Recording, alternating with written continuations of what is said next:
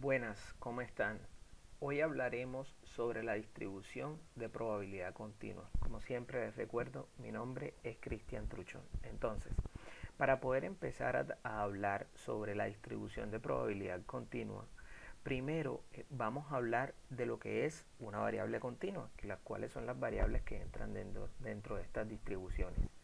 Los ejemplos más comunes para estas variables son el peso, la altura y el tiempo.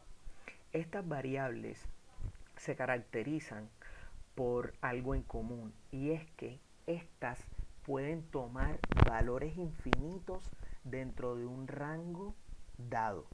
Por ejemplo, imagínense que tenemos un grupo de personas y a esas personas les estamos evaluando su peso. Una persona puede pesar 85 kilogramos, ¿sí? Pero también una persona puede pesar 67,36 kilogramos, o también puede pesar 75,421 kilogramos.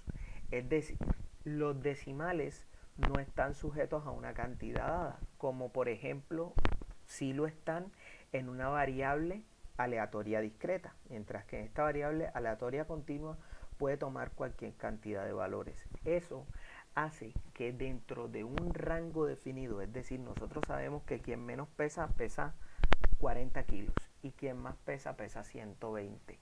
Los valores que pueden tomar las personas que están en ese rango de datos son infinitos. Asimismo, tanto con la altura como con el tiempo.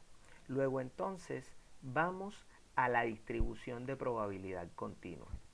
La distribución de probabilidad continua, como se ve en esta gráfica, por definición se trabaja como área bajo la curva, es decir, se trabaja con rangos de datos y se determina el área que hay en esta sección. Al nosotros trabajar con áreas bajo las curvas, cuando nosotros intentemos calcular la probabilidad de X para asumir un único valor, nos va a dar 0, porque tenemos que trabajar con áreas. Y un único valor no nos permite trabajar con un área. Es decir, que nosotros en las distribuciones de probabilidad discreta, como por ejemplo la binomial, la hipergeométrica o Poisson, nosotros hacíamos el cálculo para la probabilidad de X cuando X asume el valor de 1.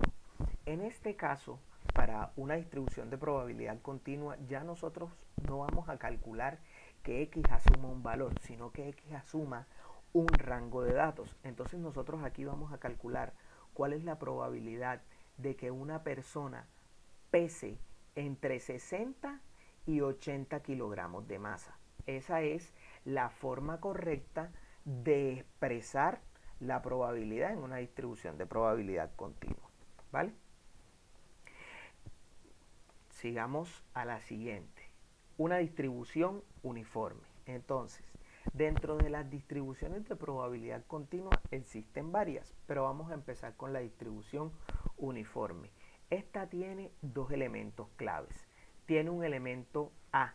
Ese elemento A es conocido como el valor mínimo que existe dentro del rango, y tiene un valor B que es conocido como el valor máximo dentro del rango. Además de esto, cuando nosotros trabajamos con distribuciones de probabilidad de variables discretas, cuando nosotros sumábamos, es decir, ellas tienen un rango muestral definido. Ese rango muestral definido puede ser 0, 1, 2 y 3. Cuando nosotros hacíamos el cálculo de esas cuatro probabilidades y sumamos todas esas probabilidades, obteníamos un total de 1, ya que son todas las opciones posibles, y al sumarlas obtenemos 1. Eso en las distribuciones de probabilidad discreta. Pero en las distribuciones de probabilidad continuas, nosotros vamos a obtener que si nosotros hacemos un rango de A hasta B, nosotros vamos a tener que la probabilidad va a ser igual a 1. ¿Sí? Gráficamente, la distribución de probabilidad uniforme se ve de la siguiente manera. Es rectangular y tiene una altura constante. Aquí encontramos nuestro valor mínimo A y aquí encontramos nuestro valor mínimo B. Resulta que como lo que nosotros sabemos es que lo que hay de aquí a aquí, el área de este rectángulo nos va a dar 1. Es por eso que la altura del rectángulo está definida como 1 sobre B menos A, porque la distancia que hay de aquí a aquí se define como B menos A. La media para la distribución uniforme viene dada de la siguiente fórmula. A más B sobre 2. Tengamos en cuenta que 2 es una constante para este caso. Al utilizar esta fórmula nosotros nos damos cuenta que la media de la distribución uniforme está justo en la mitad de la distribución. Es decir, que la media va a estar situada entre A y B. La desviación estándar uniforme. Esta desviación estándar uniforme es un parámetro que nos indica cómo es la distribución de cómo es la desviación de esta dicha distribución. Así como en la fórmula anterior, tenemos que tener en cuenta que el 12 es constante para esta fórmula. ¿Sí? Pasamos a la ecuación uniforme. Listo. Resulta que así como vimos en las distribuciones de Poisson, binomial e hipergeométrica, existe una ecuación que nos permite realizar los cálculos. Esta es la ecuación para la distribución uniforme. Ahora, esto tiene dos supuestos.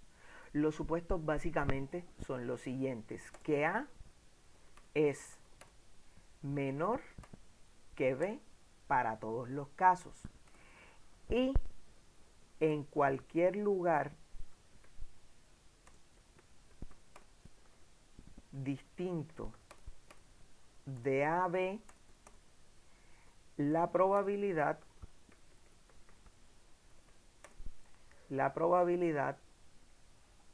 va a ser igual a 0.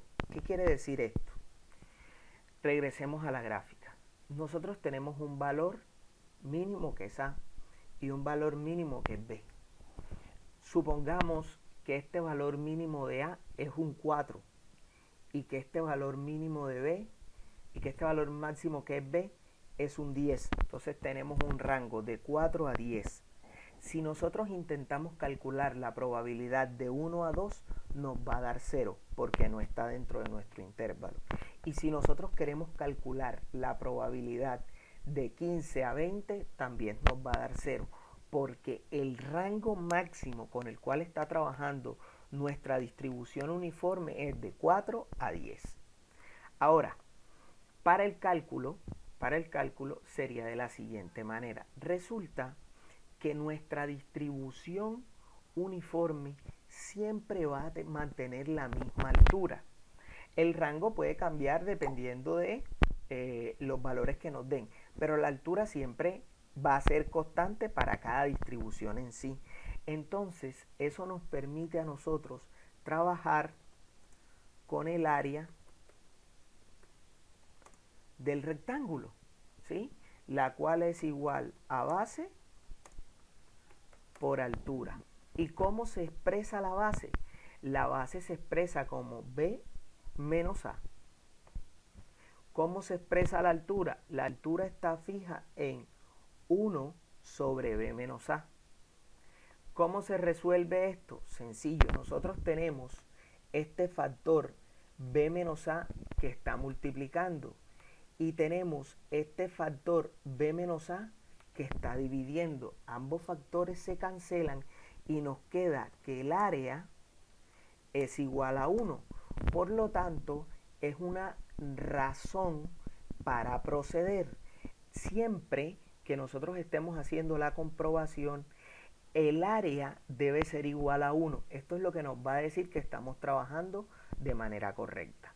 Bueno, Por ahora hemos llegado al final de nuestro video. En el próximo vamos a estar realizando un ejercicio para esta distribución de probabilidad uniforme.